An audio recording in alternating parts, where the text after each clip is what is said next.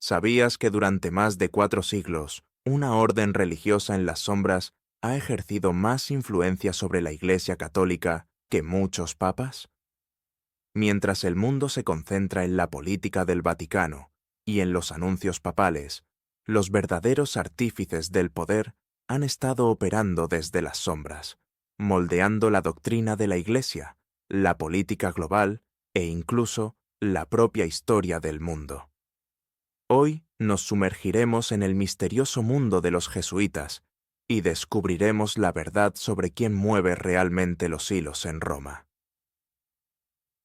La Compañía de Jesús, comúnmente conocida como los jesuitas, ha sido llamada de todo, desde el ejército del Papa hasta el servicio secreto de inteligencia de la Iglesia Católica. Pero, ¿cuánto de esto es verdad y cuánto es teoría conspirativa? Al final de este video, comprenderás por qué esta orden religiosa fue temida por reyes, prohibida por papas y acusada de todo, desde asesinatos políticos hasta control mental. Comencemos con una historia que te dejará boquiabierto. En 1773, el Papa Clemente XIV hizo algo sin precedentes en la historia de la Iglesia. Disolvió por completo a la orden jesuita, declarándola demasiado peligrosa para existir. Piénsalo un momento. El líder de la Iglesia Católica literalmente prohibió a su propia orden religiosa de élite porque se había vuelto demasiado poderosa. ¿Qué podría llevar a un papa a tomar una medida tan drástica contra los suyos? La respuesta está en comprender lo que los jesuitas se habían convertido en el siglo XVIII. Fundada en 1540 por un soldado español convertido en místico, Ignacio de Loyola, la Compañía de Jesús fue concebida originalmente como las fuerzas especiales del Papa, un grupo de sacerdotes altamente entrenados e intelectualmente élite que servirían como los defensores supremos de la ortodoxia católica. Pero, en algún punto del camino, se transformaron en algo mucho más complejo y, según sus críticos, mucho más peligroso. Para entender su poder, debemos regresar al principio. Ignacio de Loyola no era un fundador religioso típico. Era un soldado, herido en batalla, que experimentó una profunda transformación espiritual mientras se recuperaba de sus heridas. Cuando creó la orden jesuita, la estructuró como una organización militar, con rangos, obediencia absoluta a los superiores y una misión tanto espiritual como temporal. Los jesuitas hicieron votos que iban más allá de las promesas tradicionales de pobreza, castidad y obediencia. Añadieron un cuarto voto, uno que definiría su relación con el papado durante siglos. Prometieron obediencia especial al Papa, aceptando ir a cualquier parte del mundo y hacer lo que el Santo Padre ordenara.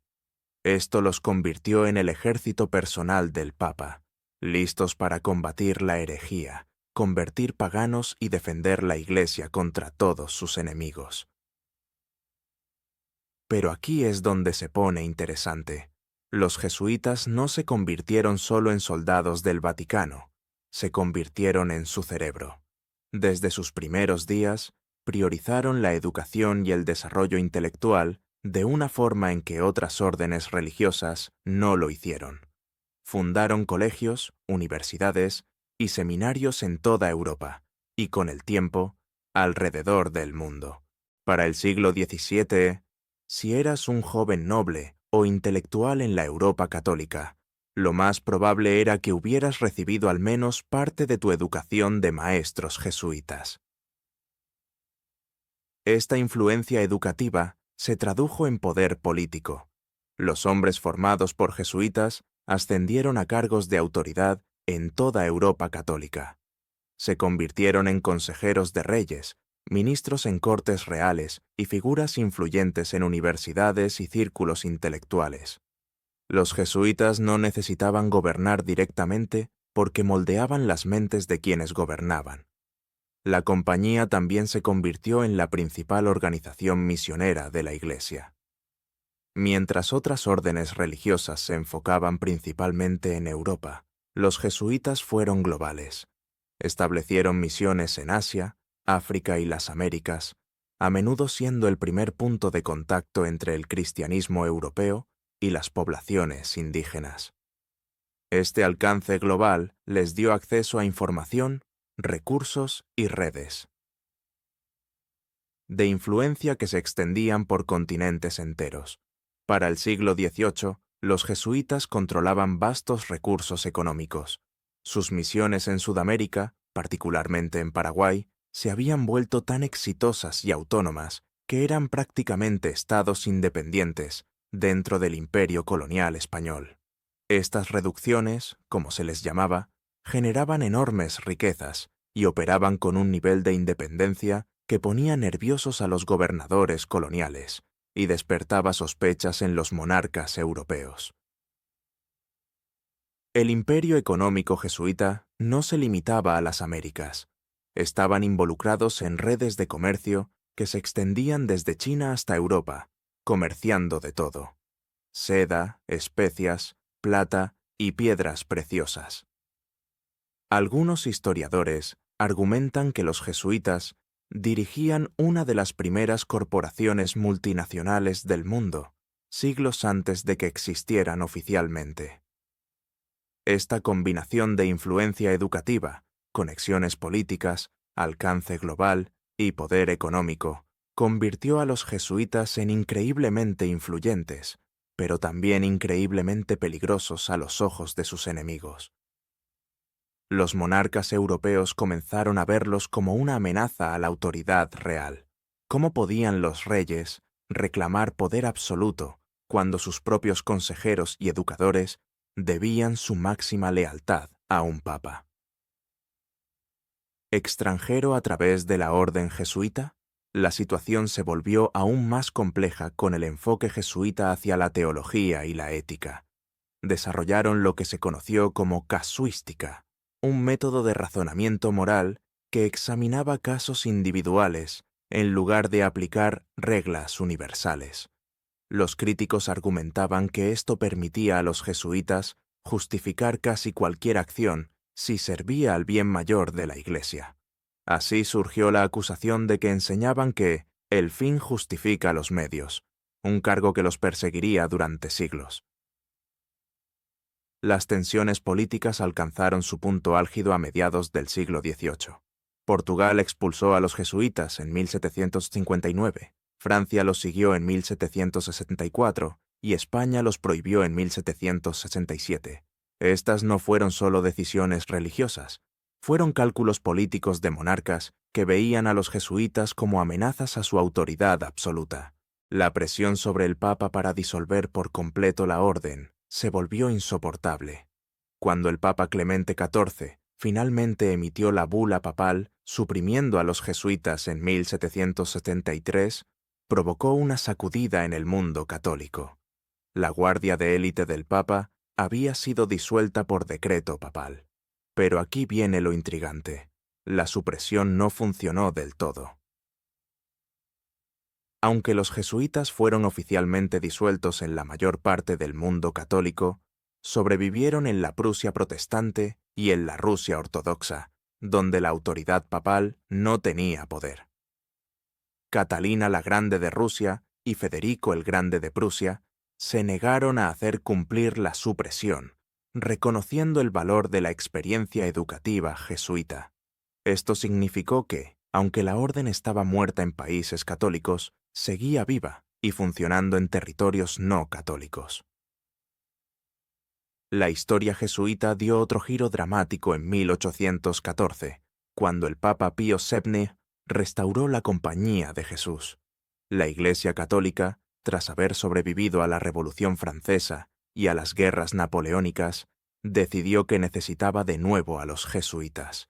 La restauración no fue solo simbólica, fue el reconocimiento de que la Iglesia requería la potencia intelectual y la disciplina organizativa que solo los jesuitas podían proporcionar.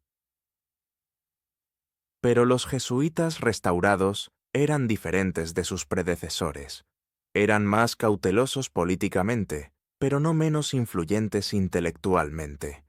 A lo largo de los siglos XIX y XX, Los jesuitas se convirtieron en figuras centrales de la vida intelectual católica, dirigiendo universidades, realizando investigaciones científicas y desarrollando estudios teológicos que moldearían la doctrina de la Iglesia durante generaciones. La influencia jesuita sobre el papado mismo se hizo más evidente en la era moderna.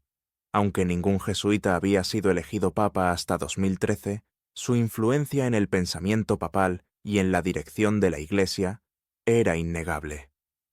Teólogos jesuitas sirvieron como asesores de los papas.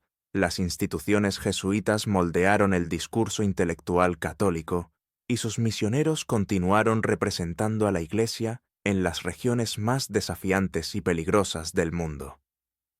La elección de Jorge Mario Bergoglio como Papa Francisco en 2013 marcó un momento histórico.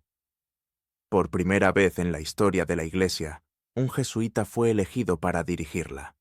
Esto no fue solo de gran significado simbólico, representó la culminación de siglos de influencia jesuita dentro de la jerarquía eclesiástica. El Papa Francisco encarna muchas de las características clásicas de los jesuitas. Su énfasis en servir a los pobres, su disposición a desafiar estructuras de poder establecidas, su perspectiva global moldeada por la experiencia misionera y su enfoque intelectual hacia cuestiones teológicas complejas reflejan claramente su formación jesuita. Su pontificado ha estado marcado por reformas y desafíos a la tradición que los críticos llevan tiempo asociando con la influencia jesuita. Pero la pregunta sigue siendo, ¿los jesuitas realmente controlan la Iglesia católica? La respuesta es más compleja y matizada de lo que sugieren las teorías conspirativas. Los jesuitas no controlan la Iglesia en el sentido de un gobierno en las sombras, moviendo los hilos detrás del escenario. La Iglesia católica es una organización demasiado grande, compleja y diversa para que un solo grupo la controle por completo. Sin embargo, la influencia jesuita en la Iglesia es innegable. Sus instituciones educativas han formado a generaciones de líderes católicos. Sus contribuciones intelectuales han influido en la doctrina y el desarrollo teológico. Su labor misionera global ha definido la presencia católica en muchas partes del mundo. Su enfoque en la espiritualidad y la justicia social se ha vuelto cada vez más central en la identidad católica moderna. Los jesuitas representan algo único en la historia de la Iglesia, una orden religiosa que consistentemente ha tenido un peso mucho mayor que su número real de miembros. Con menos de 25.000 integrantes en todo el mundo, dirigen cientos de universidades, miles de colegios y están presentes en más de 100 países. Su influencia es desproporcionada respecto a sus cifras porque se centran en la educación, el desarrollo intelectual y el posicionamiento estratégico, tanto dentro de la Iglesia como en estructuras de poder seculares. Lo que hace particularmente interesante la influencia jesuita es la manera en que opera. A diferencia de las organizaciones políticas que buscan el poder directamente, la influencia jesuita es más sutil e indirecta. Moldean el pensamiento en lugar de dictar políticas. Influyen a través de la educación en lugar de la coerción. Construyen redes en lugar de jerarquías. Este enfoque les ha permitido sobrevivir y prosperar incluso cuando se les despojó del poder político directo. Cuando fueron suprimidos en el siglo XVIII, sus ideas y métodos continuaron influyendo en aquellos a quienes habían educado. Cuando fueron restaurados, regresaron no como una fuerza política, sino como una fuerza intelectual y espiritual. La Iglesia católica moderna enfrenta desafíos que parecen hechos a medida para la experiencia jesuita. Cuestiones sobre justicia social, diálogo interreligioso, avances científicos y desigualdad global son exactamente los tipos de problemas complejos que la tradición intelectual jesuita está preparada para abordar. No es sorprendente que haya surgido un papa jesuita en un momento en que la Iglesia necesita navegar por estas aguas turbulentas. Los críticos de la influencia jesuita señalan su historia de implicación política y su reputación de flexibilidad intelectual como prueba de una agenda oculta.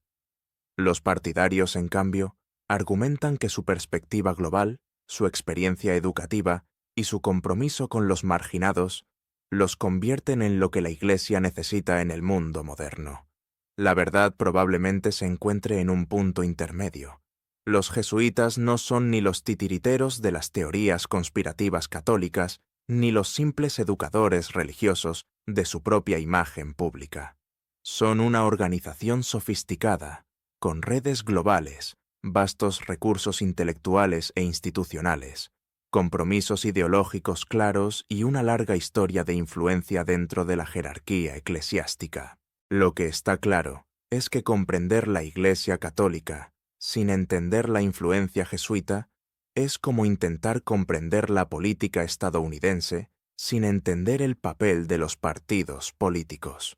La influencia es real, es significativa, y ha estado moldeando el rumbo católico durante casi 5 siglos. Al observar el estado actual de la Iglesia bajo el Papa Francisco, vemos cómo muchas preocupaciones tradicionalmente jesuitas ocupan el centro de la escena. La protección del medio ambiente, la desigualdad económica, la asistencia a refugiados y el diálogo interreligioso se han convertido en prioridades papales. Estos no son enfoques coincidentes, reflejan la perspectiva global y la orientación hacia la justicia social que han caracterizado el trabajo jesuita durante siglos. La cuestión de quién gobierna realmente la Iglesia católica no tiene una respuesta simple, porque la Iglesia misma no es una organización simple. Es una institución compleja, con múltiples centros de influencia, intereses en competencia y comunidades diversas. El Papa tiene la autoridad suprema, pero esa autoridad opera dentro de un sistema moldeado por la historia, la tradición, la política y la teología. Dentro de ese sistema complejo, los jesuitas han tallado un papel único e influyente. No gobiernan la Iglesia, pero sí moldean de manera significativa cómo piensa sobre sí misma y su misión en el mundo. Su influencia no se basa en el poder político tradicional, sino en la autoridad intelectual, el impacto educativo y el posicionamiento estratégico dentro de las instituciones eclesiales. La historia de la influencia jesuita en Roma es, en última instancia, una historia sobre cómo las ideas moldean instituciones y cómo la educación crea poder. Durante casi 5 siglos, los jesuitas han entendido que la forma más efectiva de influir en el futuro es moldear las mentes de quienes lo liderarán. En ese sentido, su influencia en la Iglesia católica es tanto más sutil como más profunda que cualquier control político directo podría llegar a ser. Que veas esta influencia como beneficiosa o como amenazante probablemente dependa de tu propia perspectiva sobre la dirección de la Iglesia y los valores jesuitas. Lo innegable es que la Compañía de Jesús sigue siendo una de las organizaciones religiosas más influyentes del mundo, y que su impacto en la Iglesia católica probablemente continuará durante siglos. La próxima vez que veas al Papa Francisco acaparar titulares con declaraciones sobre el cambio climático, la desigualdad económica o la justicia social, recuerda que no solo estás escuchando al líder de la Iglesia católica. Estás escuchando a un jesuita cuya visión del mundo ha sido moldeada por casi 5 siglos de tradición intelectual, perspectiva global y compromiso con lo que ellos consideran las implicaciones radicales del Evangelio cristiano.